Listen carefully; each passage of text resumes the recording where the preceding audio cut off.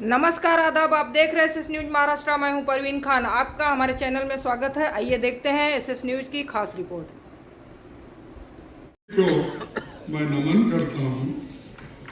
यहाँ पर छत्रपति शिवाजी महाराज, लोकमान्य तिलक, गोखले और जो सामाजिक सुधारक महात्मा ज्योतिबा फुले, सावित्रीबाई फुले और बाबा साहब अम्बेडकर जैसे महान नायकों की ये धरती है। संतों में संत ज्ञानेश्वर, संत नामदेव, संत तुकाराम, संत एकनाथ जैसे महान हस्तियों की ये जगह है। साथियों, मुंबई हमारे नेता और पूर्व प्रधानमंत्री भारत रत्न राजीव गांधी जी की ये जन्मभूमि है। 1944 में आज ही के दिन यहाँ राजीव गांधी जी का जन्म हुआ था। तब उनके नाना नेहरू जी महाराष्ट्र में ही अहमदनगर जेल में कैद थे। तो कैद थे, जेल में थे, कैद करके जेल में डाले थे। चलो, महाराष्ट्र में ही अहमदनगर जेल में उनको रखा गया था और इधर राजीव गांधी जी का जन्म हो रहा था। ऐसी जैसा कि अभी हमारे एनसीपी के नेता शरद पवार जी ने बोला, ये गांधी फैमिली देश की सेवा इस ढंग से करती है। एक उनके नाना जेल में है, दूसरे यहाँ बच्चे का जन्म हो रहा है। ये वो महाराष्ट्र धरती है जो लोगों को, यहाँ पर क्रांतिकारी लोगों को पैदा की, त्यागी लोगों को पैदा की और त्याग करने वाले लोग इस महाराष्ट्र में पैदा हुए हैं। और 224 महात्मा गांधी जी के कांग्रेस अध्यक्ष बनने की ये शताब्दी है। और जब महाराष्ट्र और एक था, बेलगाम महाराष्ट्र जिले में ही था, महाराष्ट्र स्टेट में था, मुंबई स्टेट में। तो गांधी जी का जो अध्यक्ष बने थे 1924 में, वो बेलगाम में उन्होंने अध्यक्ष पद स्वीकारा था। वो एक ही बार अध्यक्ष बने, वो भी महाराष्ट्र में, अब जो कर्नाटक में। इसीलिए हम कर्नाटक वाले बोलते हैं हमारे पास ही गोवा है। तो ये ऐसा इस महाराष्ट्र का इतिहास है, बहुत बड़ा लंबा इतिहास है। पॉलिटिकल हो और सामाजिक हो, हर फील्ड में, हर पहलुओं में महाराष्ट्र के लोग काम किए हैं और दूसरों को भी मदद करने की यहाँ भावना है। कोई शहीद राजीव गांधी जी को श्रद्धांजलि देने एकत्रित हुए हैं और ये मुंबई वही धरती है जहां पर श्री राजीव गांधी जी ने जन्म लिया था। और आज राजीव गांधी जी को श्रद्धांजलि देने के लिए इससे बेहतर शायद ही कोई जगह हो सकती है जहां पर उन्होंने जन्म लिया। आज पूरे देश में राजीव गांधी जी की सद्भावना के संदेश को कांग्रेस का कार्यकर्ता देश भर में ले जाने का काम कर रहा है। सुबह वीर भूमि में, दिल्ली में मल्लिकार्जुन खड़गे साहब, राहुल गांधी जी, सभी ने राजीव गांधी जी को श्रद्धांजलि दी और याद किया। मैं महिला कांग्रेस की राष्ट्रीय अध्यक्ष हूं, इसलिए इस बात को जिक्र जरूर करना चाहूंगी कि श्री राजीव गांधी जी का इस देश की आधी आबादी को लेकर राजनीति हो या दूसरे क्षेत्र में, महिला कांग्रेस की राष्ट्रीय अध्यक्ष के तौर पर देश भर में जाना हो रहा है और गर्व महसूस होता है जब मेरी पंचायत की बहनें, पंच और सरपंच, मेरी नगर निगम पार्षद बहनें, मेरी मेयर बन चुकी बहनें करने की ये हक और अधिकार किसी और ने नहीं, श्री राजीव गांधी जी ने उन्हें दिया है। आज एक दो नहीं, पूरे देश में 14 लाख बहनें, पंच और सरपंच, मेयर और पार्षद, चुनी हुई जनप्रतिनिधि, ये राजीव जी की सोच का ही नतीजा है। आज अगर आधी आबादी की बात कहूं, श्री राहुल गांधी जी ने कुछ समय पहले ट्वीट किया कि देश का संविधान खतरे में है, लेकिन हम उस संविधान को बचाने के लिए आज पूरी तानाशाह सरकार के सामने खड़े होकर लड़ रहे हैं। इन्होंने नारा दिया हर घर तिरंगा, लेकिन हर घर तिरंगे के नाम पर इस देश की गरीब जनता को ठगने का काम किया। हम नारा देते हैं हर घर संविधान, हर घर संविधान और आरक्षण की रक्षा का वादा करते हैं। दीजिए आरक्षण और संविधान की कॉपी हर घर में। बाबा साहब अम्बेडकर के संविधान पर आज नहीं आने देंगे। हर घर तिरंगा आप कहेंगे, हम हर घर तिरंगे के साथ साथ हर घर संविधान और आरक्षण की रक्षा करेंगे। श्री राजीव गांधी जी देश के सबसे युवा प्रधानमंत्री, भारत रत्न से नवाजे गए। श्री पेरंदूर तमिलनाडु में मानव बम से टुकड़े कर दिए गए उनके, लेकिन इस मिट्टी में, यहाँ की नदियों में उनके जो शेष थे वो आज भी हमें ताकत देने का काम कर रहे हैं। आज देश में फिर खतरा है। वो खतरा देश के भाईचारे को है, एकता को है। इसलिए राहुल गांधी जी ने भारत जोड़ो यात्रा के बाद भारत जोड़ो न्याय यात्रा भी की। उसी का नतीजा है। महाराष्ट्र के एक कांग्रेस के समर्पित कार्यकर्ता को बधाई देना चाहती हूं कि भाजपा की तानाशाही का रथ तीसरी बार अगर कहीं रुका पहिया तो वो महाराष्ट्र में इस पहिए को रोकने का काम किया। विधानसभा चुनाव सर पर खड़े हैं, कभी भी घोषणा हो सकती है। तानाशाह सरकार डरी हुई है। उसे मालूम है कि लोकसभा के चुनाव में पूरी तरह से भाजपा की असंवैधानिक सरकार को लोगों ने नकार दिया है। किस तरीके से खरीद फरोख्त करके, डरा धमका कर ईडी और सीबीआई से आपने इस सत्ता को कायम रखा हुआ है। ये सत्ता कुछ दिन की मेहमान है, कांग्रेस का परचम लहराने वाला है महाराष्ट्र के अंदर। डॉक्टर बेटी का सामूहिक बलात्कार और हत्या होती है अस्पताल में, सरकारी स्कूलों में। उत्तराखंड में नर्स की सामूहिक बलात्कार के बाद हत्या होती है। अब आप पूछेंगे हिम्मत आती कहां से? हिम्मत प्रधानमंत्री जी भाजपा के नेताओं से आती है। उदाहरण देना चाहती हूं, विनेश फोगाट हमारी भारत की बेटी पेरिस ओलंपिक में सिल्वर पदक हासिल करती और स्वर्ण पदक लड़ने के इंतजार में थी, लेकिन साजिशों का शिकार भारत के अंदर और पेरिस में भी होती है। बेटी न्याय मांगती रही। विनेश फोगाट सांसद कौन था?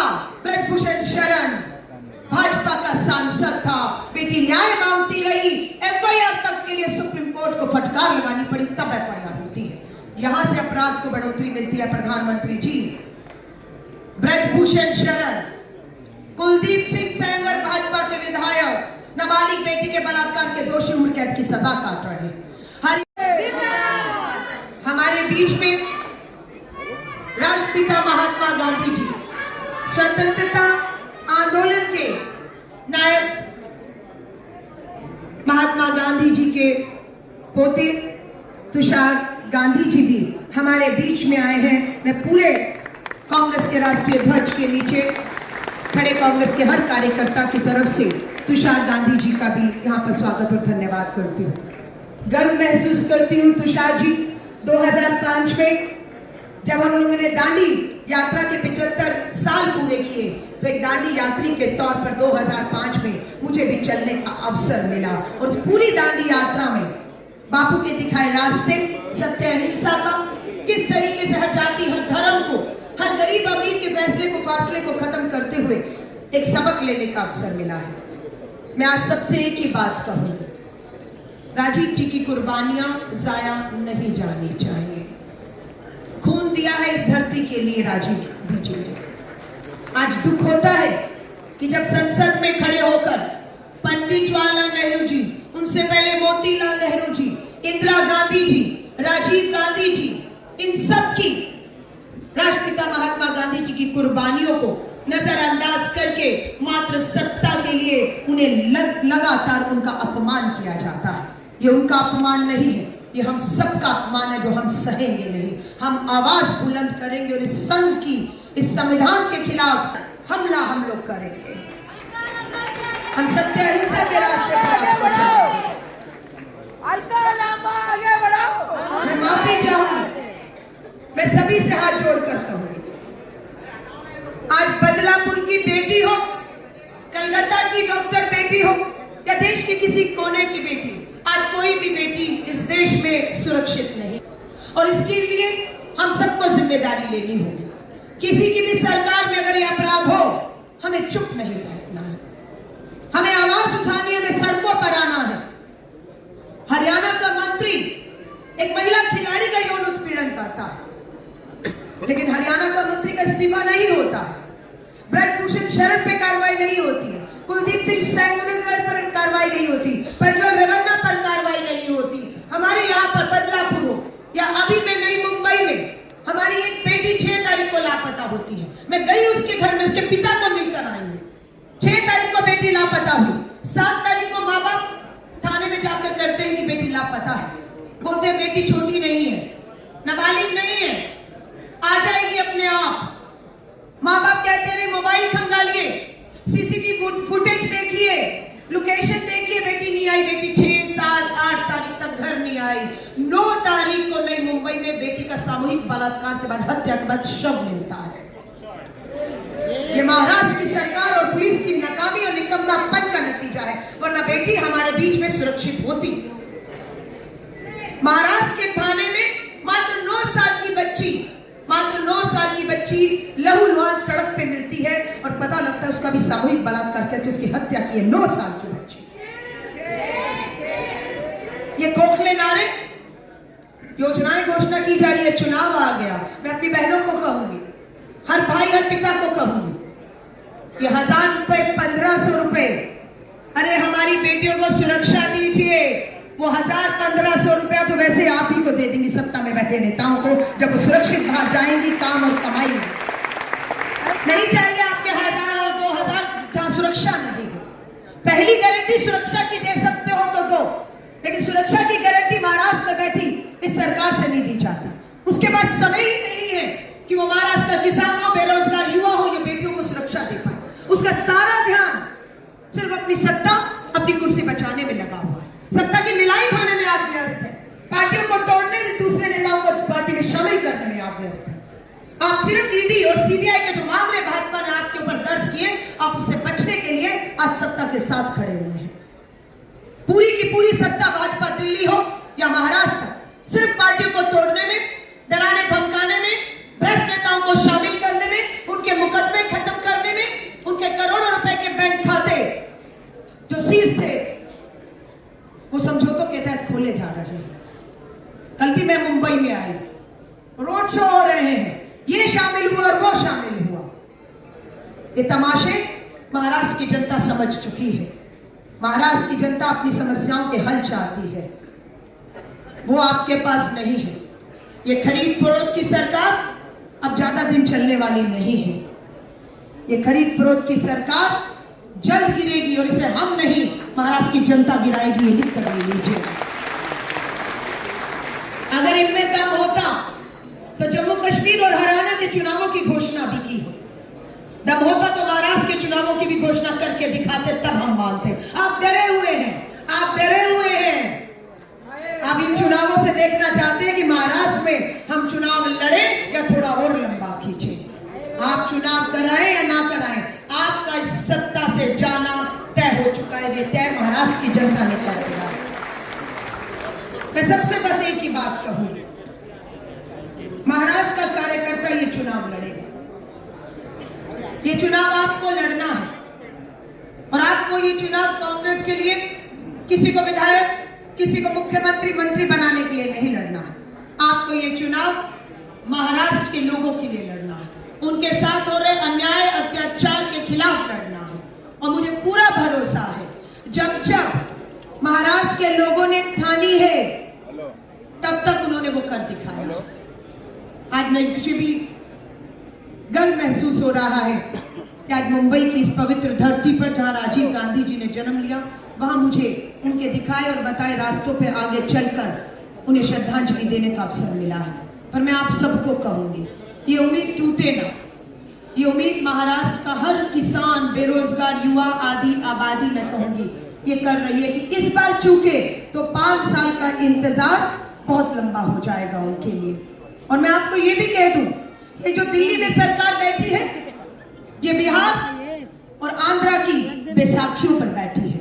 जिस दिन वो बैसाखी हटी, ये दिल्ली की सरकार गिरने वाली है और ये सरकार गिरेगी, क्योंकि बिहार के नेता और आंध्रा के मुख्यमंत्री जी इनका समर्थन मिला है। उनका इतिहास, उनका रिकॉर्ड देखिएगा, एक ने 8 बार पाला बदला है और एक ने 7 बार पाला बदला है। और इस बार पाला बदलते ही ये सरकार गिर जाएगी जो दिल्ली में बैठी हुई है। बहुमत नहीं दिया लोगों ने इन्हें लोगों ने बहुमत नहीं दिया है। इसलिए प्रधानमंत्री जी जो सदन में सीना ठोक कर 56 इंच का कहते थे, एक अकेला सब पर भारी, एक अकेला सब पर भारी, आज जनता उस पर भारी, आज देश की जनता उस पर भारी। तो आप सबको कहूंगी, भाजपा कमजोर हो चुकी है, संविधान पे हमले हो रहे हैं और महाराष्ट्र से जो संदेश जाएगा, मैं आपको फिर लिख कर दे रही हूं, नोट कर लीजिएगा। जम्मू कश्मीर से अभी 6 दिन पहले झारखंड रांची में थी, आदिवासी बहन बेटियों से मिली। वहां से 2 दिन पहले जम्मू कश्मीर के अनंतनाग जिले की वैली में 3000 बहनें इकट्ठी हुई। हरियाणा से होते हुए आज यहां और कल गुजरात के अहमदाबाद में होगी। मैं आपको डंके की चोट पर कह रही हूं, इन सभी राज्यों में जनता इस सरकार को उखाड़ फेंकने के लिए तैयार बैठी है। बस आपको उनके दरवाजे तक पहुंच जाना है, सिर्फ आप उनके दरवाजों तक पहुंच जाइए।